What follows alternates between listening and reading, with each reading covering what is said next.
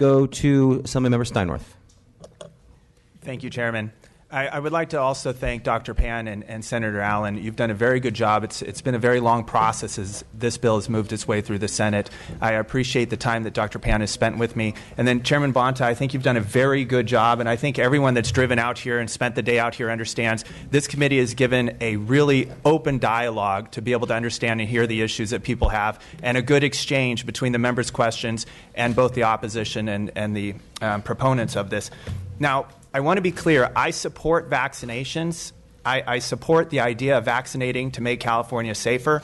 But I also think that lawmakers have to really weigh that against the individual's freedoms and parental rights.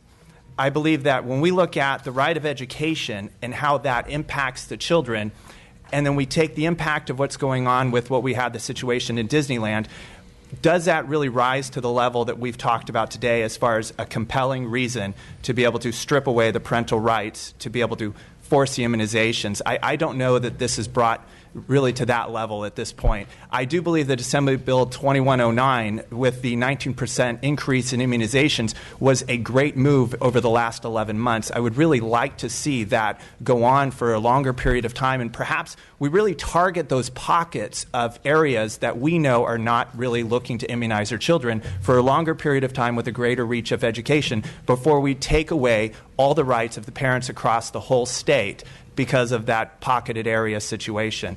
So I really did approach this with an open mind. I did listen to both sides very openly. I did not take a position until this point. And I really do respect all the constituents that took 7-hour bus rides to come out here, spent the whole day in the hallway, and spent the time to be able to take their moment at the microphone. It's democracy at its best, and I really appreciate everybody coming out here, and I will not be able to support this bill. Thank you. Assemblymember Chavez. Well, I'll just go to the amendments. I appreciate that Doctor took the amendments. I think it does make it a better bill.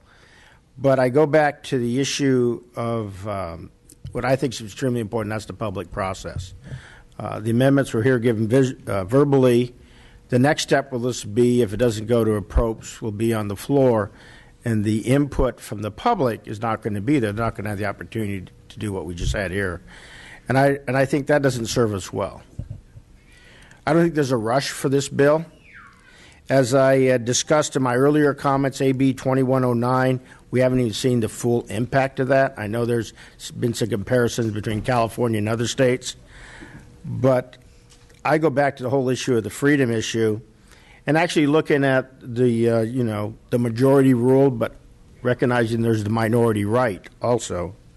So because of that, and also the additional issue of the compelling state interest to take away the ability of a parent to have the freedom to raise their children, I don't think has been exhibited, especially by our own fact sheet from the California Department of Public Health, who clearly said that we have adequate immunization coverage. By our own statement from our own state, they're saying we don't have a problem. Because it's not been clear to me that we have a problem, because I think we still need to take something like this to a public process by not just taking an amendment verbally that we're going to see on the floor without having people to speak up. For those reasons, I will not be supporting this bill. Thank you. Assemblymember Patterson, please. Thank you, Mr. Chairman. I, too, want to express appreciation, Mr. Chairman, for the very fair manner in which you conducted the meeting. I also want to thank those who have come. This has been a real example of the people redressing their government for a grievance, and I commend you for it. I spent all day Saturday and Sunday thinking about researching and pondering and praying about 277. And listening to the testimony and all, it has reinforced my fundamental conclusion that this really is unnecessary. It is an overreach of government, even of the best of intentions, particularly in light of the high number of volunteer vaccination rate in California, the declining personal exemptions that we saw since 2109. And I think there's been an absence of evidence that the small number of unvaccinated have caused or are responsible for an epidemic or a health emergency. I think that really stretches the facts to the point, I think, of really almost being sort of a scare tactic. This is troubling to me. I also think that there must be a space in California law for parental and personal and religious exemptions. And I think the fact that we are seeing so many people from all across the state come here in opposition is because I believe that the Sacramento and the political establishment have taken a step too far. And I think that is one of the reasons why we see the response that we do. And I also think that this really is excessively punitive because it does deny a public education, both in a public school and a private school. That is troubling to me. I'm not personally or religiously opposed to vaccinations. All my children, grandchildren, they've all been vaccinated. But I am opposed to the unnecessary and punitive dictates of government. And I think this bill goes too far, and I will have to vote no. Thank you. Assemblymember Gonzalez.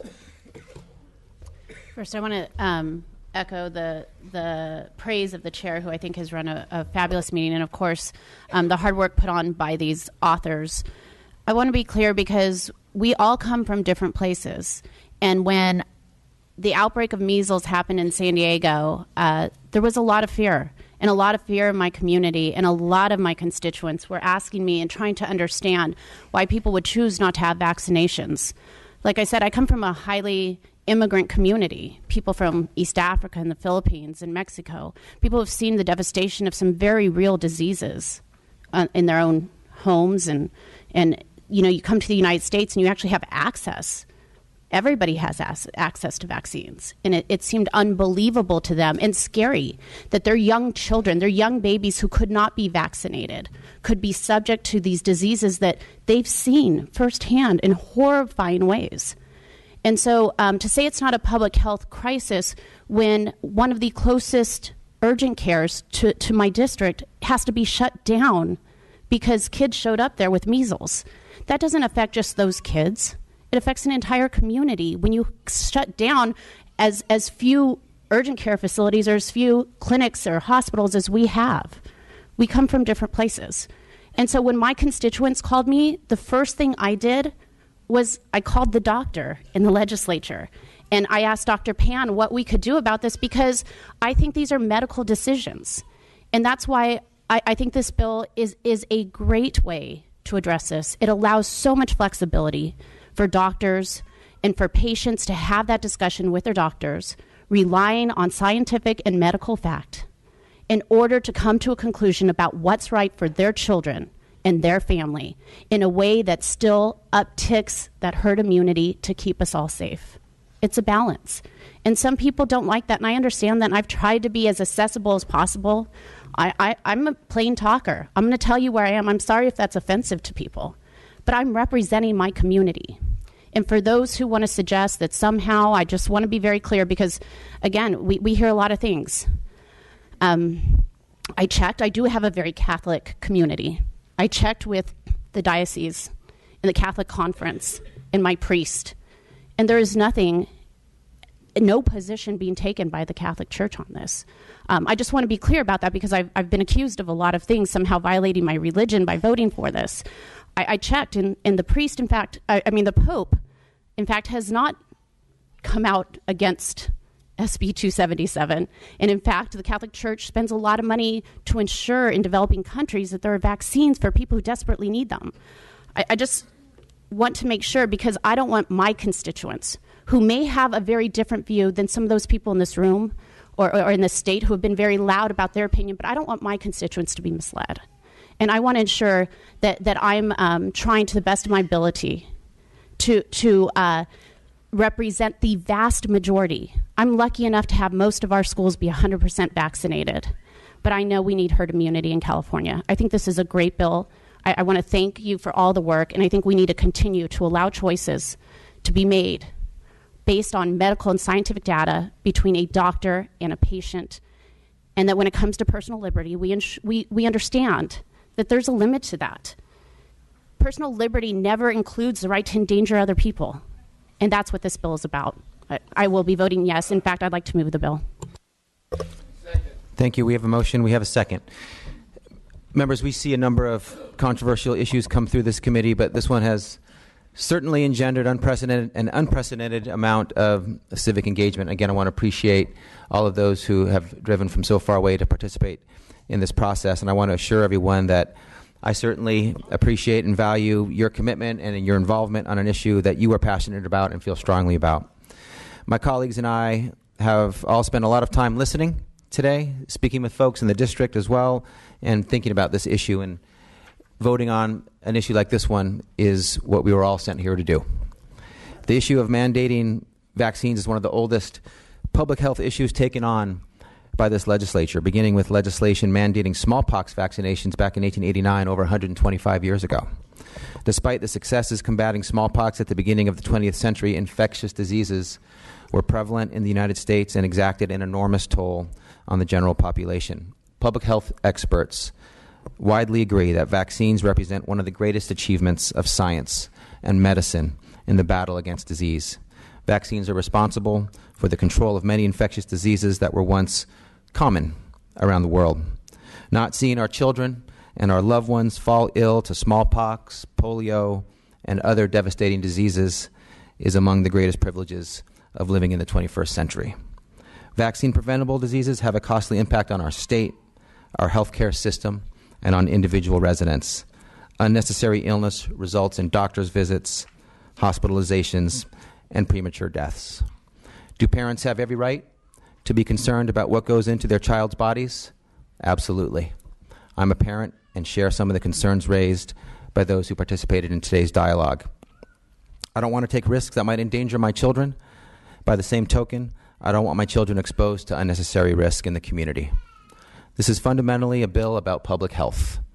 Every child deserves to be able to go to school in a safe and healthy environment. A parent's right to make healthcare decisions for their child is not entirely boundless and without limitation. It must take into consideration the effect those decisions have on our neighbors and others in the community. As drafted, and with the amendments taken today, this bill ensures adequate protections for children who cannot be vaccinated for medical reasons, leaving the question up to the professional judgment of a physician. Additionally, the bill protects the rights of special education students. I want to thank the authors for working closely with the committee to strike an appropriate balance between protecting our community at large, protecting a child's right to an education, and protecting medically vulnerable children. After careful consideration, I want the authors and committee members to know that I will be casting an aye vote today. We have a motion. We have a second. Madam Secretary, Dr. Pan, would you like to close? So first of all, I would like to thank the committee, the chair, staff, and all the members for our dialogue we had today. We've presented the science to you. We've heard from opposition about the bill. I would just, again, remind members, of course, that the substantial list of people who are supporting the bill, not just healthcare people who, of course, are understanding. We have education folks. We got the list of people in education. We have groups like Donate Life that represents transplant patients, the March of Dimes for premature infants, the AIDS Healthcare Foundation, Children's Defense Fund, State PTA representing parents. We have groups that fight to protect our community and our most vulnerable supporting this bill. We even have the Transit Association in support because they're concerned about what happens when outbreaks happen and people say, well, gee, what a big deal, except you had people being afraid to go to businesses, going to transit, going to schools. When an outbreak happens, even the outbreak that only affected 135 people were infected, it affected thousands, if not more than that, people in the state of California. And we don't need to have another one and another one. It is time to act. It is time to act. This is time now. This bill has bipartisan support. This should not be a partisan issue. We should look at the facts. We should look at the science. And we should step forward and act in the best interests of Californians and protect them from disease, keep them free from disease. That's freedom, not to be sick. And we need to be sure that that is what we strive for. I respectfully ask for an aye vote. And thanks again. I want to thank the committee and the members for your thoughtful discussion. Thank you, Dr. Pan and Senator Allen. We have a motion, and a second. The motion is due pass as amended. Madam Secretary, please call the roll. Bonta? Aye. Bonta, aye. Mainshine? No. Mainshine, no. Bonilla? Aye. Bonilla, aye. Burke? Not voting. Burke, not voting. Chavez? No. Chavez, no. Chu? Aye. Chu, aye. Gomez? Aye. Gomez, aye. Gonzalez? Aye. Gonzalez, aye. Hernandez? Aye. Hernandez, aye. Lackey? No. Lackey, no. Nazarian? Aye. Nazarian, aye. Patterson? Patterson, no. Ridley Thomas? Aye. Ridley Thomas, aye. Rodriguez? Aye. Rodriguez, aye. Santiago? Aye. Santiago, aye. Steinnorth? No. Steinnorth, no. Thurmond? Aye. Thurmond, aye. Waldron? No. Waldron, no. Wood? Aye. Wood, aye. Merck 1.